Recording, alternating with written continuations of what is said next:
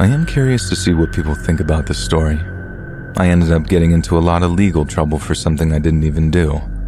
At that point in my life, I chalked it up to life isn't fair sometimes. But now that I'm over a decade removed from the situation, I'm a little shocked at how everything played out. I was 19 during the altercation of this story, and I was young and stupid. I moved out right away and rented this nasty little place with my girlfriend. I used the word place loosely. This was little more than a shack. We'd only been dating for a few months, and we were not good together.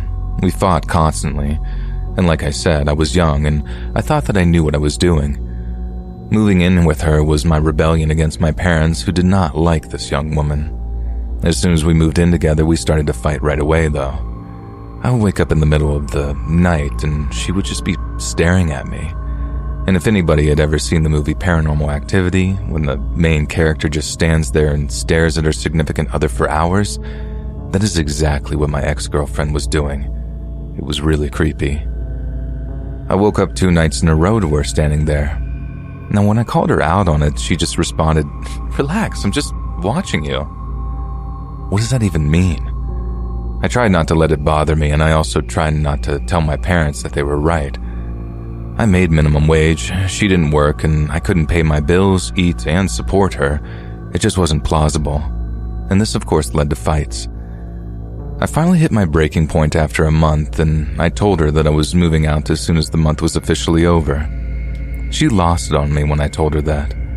She started to punch me in the face like I was an actual punching bag, and I held my hands up and just screamed for her to stop. I'm sure neighbors heard, but in the area I lived, nobody got involved with anybody else's business. When she finally calmed down, we tried to have a conversation. I was so surprised at how well the conversation went, considering our track record of past conversations.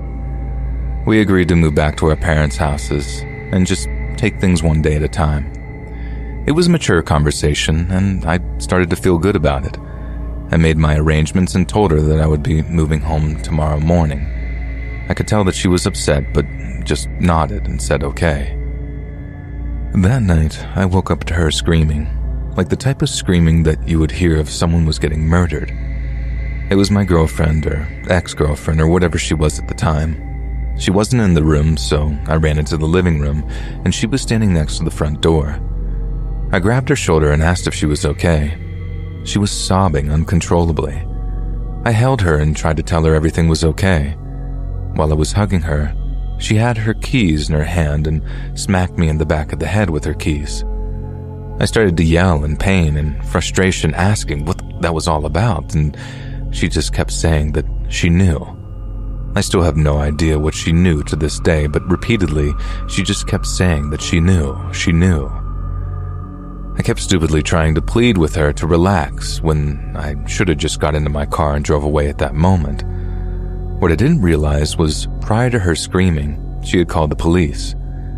When I held my hand out to try and console her, she threw herself at me. I was basically holding her in my arms. The cops knocked on the door and opened it. They saw her sobbing and immediately handcuffed me. Didn't even ask any questions or anything, just told me to step away, put my hands up, and they cuffed me. I didn't know what to do or what to say, and I have never been in legal trouble before. She just kept yelling at me, "Serves you right, dirtbag." I tried pleading with the cops that I have no idea what's going on, and they were being kind of rude and ignoring me and giving me very little acknowledgement. They put me in the back of the car and told me that they were taking me to the holding center until they could get this sorted out. I called my parents, who were down there in minutes, fighting for me. I guess she called the police and told them that I had been beating her for weeks. Let me just see. There are monsters out there that do this, and everything that happens to those people, they deserve it. But I truly never laid a finger on her. She also told the cops that she was the one who wanted to move out, and when she told me is when I lost my temper.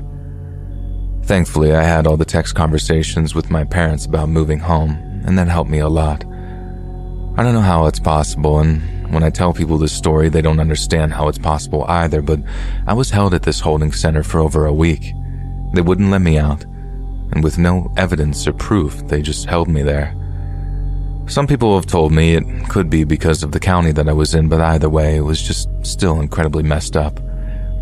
I finally got out, and within a days I got a text from her asking when I was moving back home, meaning our shack that we lived in. I didn't respond, and I just blocked her number. I ended up winning a suit against them, actually, and had my record cleaned up, but it took a long time to happen. I had this stain on my name for years. And one last detail about this horrible story.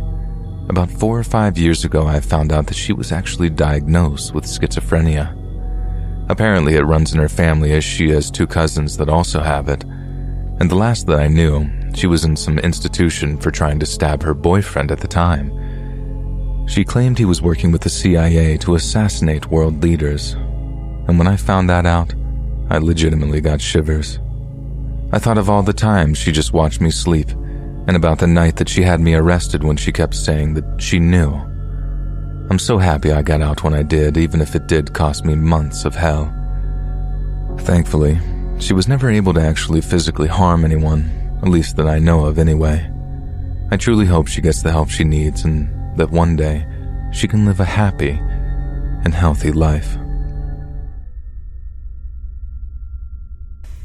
Hey guys, thanks so much for all the support. If you haven't subscribed to the channel yet, please feel free to do so.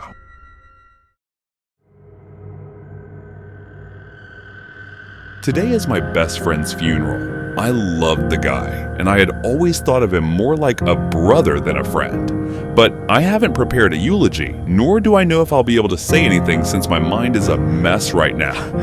When I first heard his wife Veronica crying over the phone call while saying that Julius was burned to death, I couldn't believe my ears. Police had found his car 24 hours after his death, but I was unable to ask for further details as I was the first suspect with a motive to murder. As the investigation started, his body was sent to forensics for autopsy and other legal stuff. But as a week passed by and they still did not hand over the corpse to the family, Julius's wife started to insist that she wanted his body back to hold her husband's funeral. The way she saw it was that her beloved's corpse was being disrespected even after his death, and she couldn't withstand watching the body lying in the morgue's freezer when it should be resting in his grave. She worked hard to get the approval of her requests and pleaded more than you can imagine. Finally, after a lot of supplication, she was allowed to take the body with her as they had already taken the samples needed for forensic investigation. For some reason, this little stunt of Veronica made her the focus of the law's eyes, and she became the prime suspect in the crime as they thought she was trying to hide something by this. However, she did not pay much attention to that and asked me to come to his funeral and pay my respects, not just as his friend, but as Julius's business partner as well. I had already decided that whatever assets he owned in our failed business would be given to Veronica as she was his life partner. And, since it was impossible for me to turn her down, I accepted her invitation and helped her arrange the funeral for my best friend. Now that I'm reminded of our memories together, it doesn't seem like much time had passed since the two of us were studying business majors together in college. It was during the 3rd year when he fell for Veronica. He had a gifted mind for business, and if given the chance, he could surpass anyone, while I was more of a hardworking individual. There were frequent times when the two of us would just come up with ideas together and discuss business. And then finally the day arrived when we pursued at least one of them. Since we did not have much funding, we were only able to start up a small business, but we had faith in ourselves that we would be able to make it big. Julius was innovative. He found out about the Shark Tank and started to insist that we go on their show and showcase our business idea.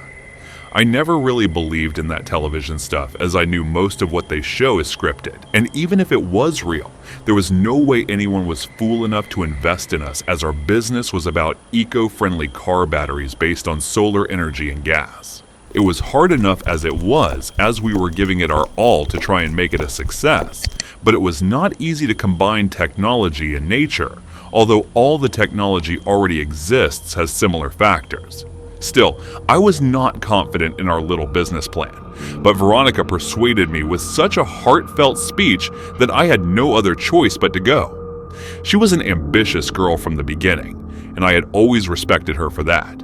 My friend added an upgrade to our business idea, and we went to the Shark Tank with that. I couldn't believe it when they showed interest in investing in us. It was a nice feeling I got when they liked our idea, saying it was pretty unique, and they would like to take a risk with us. With the help of their investment, we became some big shots all of a sudden as our business started to skyrocket. I was content with this success, but Julius was still not satisfied with it, and he wanted to add more upgrades so the business could grow more. He shared his well-thought plan with me, and if it was to be put in motion, the company was going to take a downfall at the first step. But with the second step, it would become even more successful than it already was. He asked me to keep it a secret from his girlfriend since he was about to propose to her, but he was scared if she were to find out about this, she might reject him. I did as he wanted me to and kept my mouth sealed. The two of them ended up getting married within 3 months, and as he was enjoying his newly married life, I was only focused on saving our company and was working harder than anyone. He slowed down after marriage as if he was not even interested in work anymore, and as a result, a lot of burdens and responsibilities fell onto my shoulders. One day as I was smoking outside the company's gate while sitting on a bench, he approached me, asked for a smoke, and sat next to me. It was a bit shocking since I'd never seen him smoke before, and was surprised thinking how and when he started doing something he used to hate. But watching him smoke consecutively, it seemed as if he was turning into a heavy smoker. I guess something might have bothering him. I wanted to ask what was going on in his life, but I couldn't bring myself to open my mouth. Still, I was worried about my brother. A week went by, and one day his wife came crying to my office and told me that Julius was not in his right mind. At first, I couldn't understand what to think of that sentence, but as she told me about the frequent fights that had been going on due to her recent pregnancy, I understood what might have happened. Even before his marriage, he had shared his thoughts about how he wanted to wait before starting a family. Veronica told me that she was 1 month pregnant, but when Julius found out, he showed his displeasure while saying he wanted to wait at least 2 years for a child. As she did not want to abort her unborn child and wanted to keep it, the two of them started to fight. She wanted me to talk to him and see if I would be able to change his mind about the matter. Even though it was not my place to meddle in their personal life, I still mustered up the courage and talked to him. Finally, after a long talk, I was able to convince him to keep the child and told him if he was worried about finances, we had enough savings to go through the loss. He went home after that, and by the looks of it, he seemed somewhat relieved. After reaching home, the first thing he did was apologize to his wife for his past behaviors and give her a long, passionate kiss. He arranged a romantic late-night dinner for her, and since she was having a pregnancy craving for ice cream, she asked him to go and get some for her, to which he agreed. He took the car keys and headed out, and he might have reached half a mile when he noticed something was wrong with his car as the brakes were not working. Even though he tried to slow it down, but for some reason he couldn't, and the only option that was left for him now was to jump off Classic right. That was why I was so confused when I heard the news of his death, and I couldn't understand why he did not jump off. How in the world did he got burned if his car crashed into a tree? He probably would have survived if he had jumped before the impact. A man of his caliber died in an accident for some reason. It seemed as if it was a planned murder, and it was a shocker for everyone who heard of this. Veronica was arrested after his funeral as it was proved in forensic reports that the wine he drank before driving was spiked, and the drug mixed in it made him lose his senses. So when he got in the car, he couldn't step on the brakes while mistaking that it was not working. He probably rammed his car into a tree thinking it would stop, but before he could step out of the car, it blew up, causing him to burn to death. Investigators came to my house several times for statements and questioning, and I told them everything I knew. I also added that Veronica asked me to give half of the company assets to her and showed them the papers that I had ready for the transfer. They were able to put all the puzzle pieces together, and finally, she was arrested for her husband's alleged murder. Well, to be honest, I told them everything while excluding a few minor details such as how I was the one who planted the dinner idea into his mind. And it was also me who handed him that wine to try and show effort to Veronica to make it up to her. There's more. I was the only one who knew of his plan to make the company a success within 2 years, but when he said he was going to sell his shares to secure that baby's future, I lost my mind.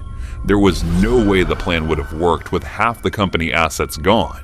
So I came up with a plan. Everything went perfectly, and just as I had thought, Veronica became the suspect. And as I prepared to transfer Julius's share to her name, it became the final piece of the puzzle put together to deflect the suspicion from me to Veronica. Now, I have successfully committed a perfect crime where someone else is paying for it while I got the company and its success all for myself.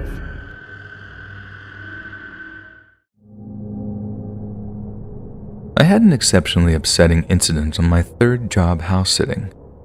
To help you understand why it affected me so much, I should probably tell you about myself. I grew up in a single-parent home. My mom has always been a loving and understanding parent, but I think she felt pressure to find a new husband. My dad left us soon after I was born. She began dating almost immediately.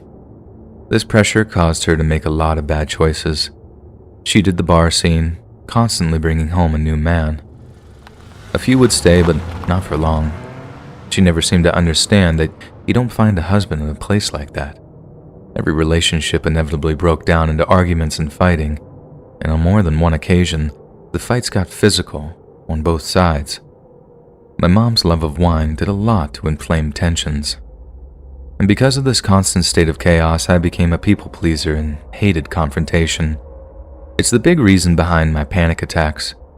I've worked a lot on my assertiveness, but I sometimes fall back into my old habits. My story starts in 2015. I was bouncing from job to job. I've been having a hard time finding something in my degree field. A friend had recently become a house sitter and made it sound fun. She made it sound like a permanent vacation, and I desperately needed one of those. She gave me a quick course on the ins and outs of the job and helped me land my first client. I was a ball of nerves, but I got through it. The second client went much smoother. It would be the third that would make me think twice about doing this long term. It was now mid-2016. I answered an ad asking for someone to sit a house a few hours away. This would be my first long-distance gig, and I didn't want to mess it up. I made a list of questions and showed them to my friend. She suggested a few changes, and I called the number. The homeowner and I made an appointment for me to view the property. I quickly made arrangements and drove up to meet him. He was a businessman, needing to leave town on short notice. My job would be to accept packages and mail, but most importantly, look after his dog. The dog's name was Bart. He was a St. Bernard mix, and when we first met, he didn't appear very interested in anything. He sniffed me once and returned to his bed. It all seemed simple enough.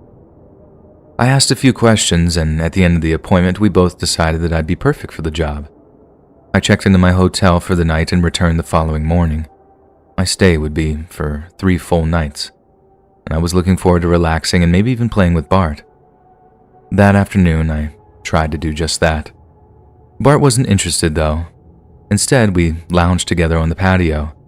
It was a beautiful sunny day. The slow, cool breeze in the shade made it feel like paradise.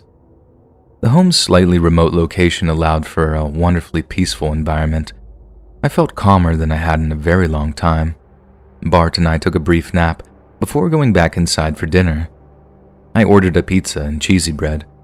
Afterwards, I opened a pint of ice cream I bought for such an occasion and parked my butt in front of the television. Bart was proving to be just as easy to handle as I'd hoped. He joined me on the couch and we watched a movie on Netflix. We had completed a little less than half of it before the doorbell began ringing. This wasn't your normal ringing, however. The person was pushing the button over and over again. It was now well after 5 p.m. and I wasn't aware of anyone visiting that late. I did briefly consider not answering it, but the incessant ringing made me think someone may need help. The woman I encountered on the opposite side of the door had very aggressive body language. I didn't say one word before she tore into me. She demanded to speak to the homeowner. I told her he was out of town on business. It didn't seem wise to let her know when he was to return. She didn't appear to believe me. As she spoke, she grew louder and became visibly angrier.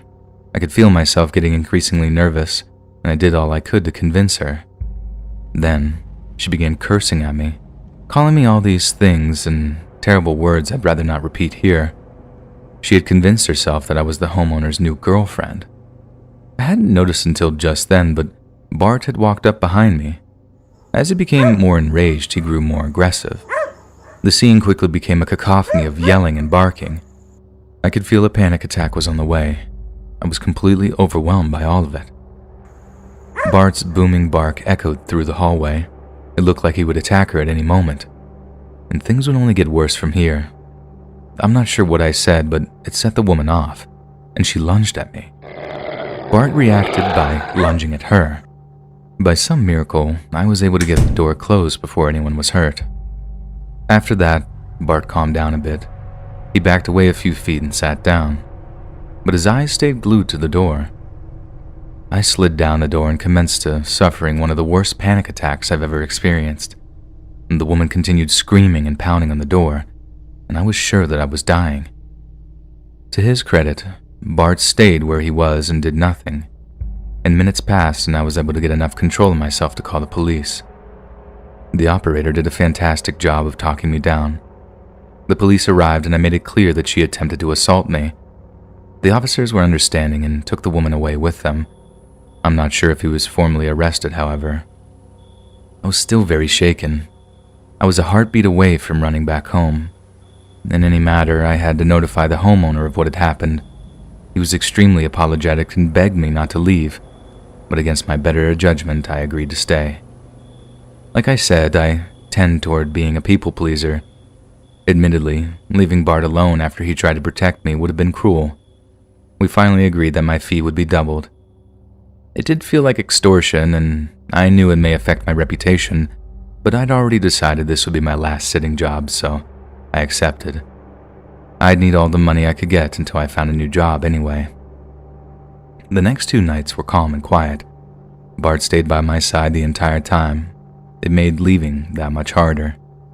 The homeowner and I had a brief conversation the morning he returned. He was still very apologetic and explained what may have caused the situation. He and the crazy woman had been dating, but he ended it because of her suspicious and controlling behavior. I didn't inquire any further. I got the impression he was very embarrassed by her. I'd already been paid, so nothing was keeping me around any longer, except for Bart. I bent down and gave my hero a big hug and kiss on the nose. I could already feel the tears welling up. I didn't want to make a scene of myself, so I said goodbye and jogged away to my car.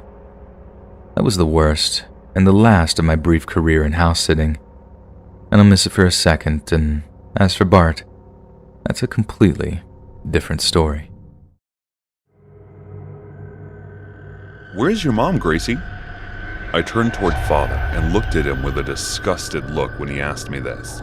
She's not my mom. She's just your girlfriend. He wasn't surprised by my response because he knew I never liked Carla. She will soon be, because I'm going to ask her to marry me today. He pulled out a ring and said with a cringe-worthy smile. I walked out of the room because I did not want to argue with my father over that cheap woman.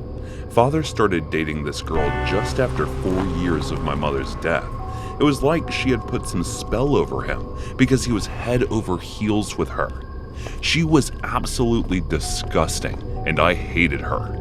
Only I knew what she really was behind that nice face of hers, but I could never tell him that because I know he would never believe me even if I did, so it was no use to even think about it. It was my mother's anniversary the next day, and I was getting ready when she walked into my room with a big nasty smile on her face.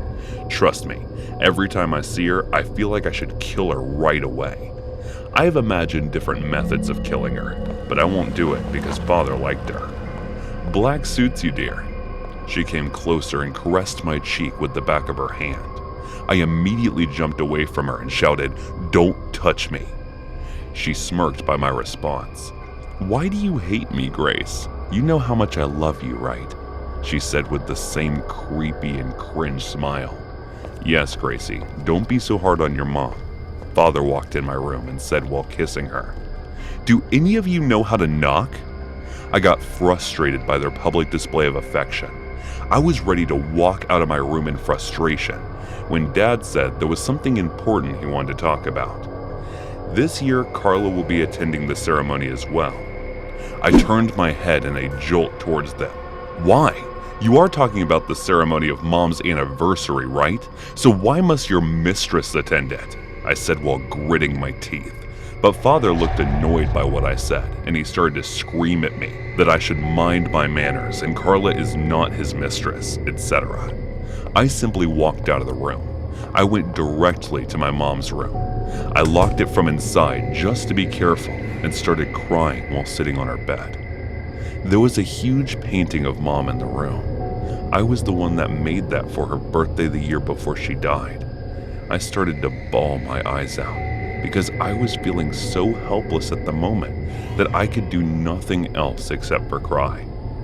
I remember the day Carla first came in our lives. I wasn't that much against her because I had seen my father being devastated by my mother's death for those past 4 years, and with Carla, he used to smile a little. I still did not like the fact that she is here to replace my mom, but I was ready to endure her for Father's sake. But one day when I was sleeping, I felt someone touching me. I jolted awake, but Carla covered my mouth with her hands. There was some dirt over you. I was just trying to clean it. She showed me her hands with a weird smile on her face. What are you doing in my room in the first place? I asked her. Well, come on, isn't a mother allowed to see her future daughter?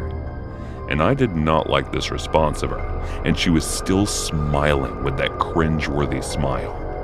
The touching started to get increasingly obvious. She would sometimes come inside my room when I was changing and would compliment my naked body. Sometimes she would get into the shower when I was already in there. Coming into my room without knocking became a habit of hers. I started to feel insecure and weird. At first, I thought it was just in my mind, but slowly, the things she did started to become transparent, as if she wanted me to know what she was up to. But obviously my father was so oblivious that he thought that she touching me is something she is doing to prove that she is worthy of being my mother, and that's what mothers do. Well, my mom did those things like cleaning me, brushing my hair, kissing my cheek, and it did not feel weird. There was motherly feeling behind it, but when Carla does these things, it definitely feels that she has ulterior motives.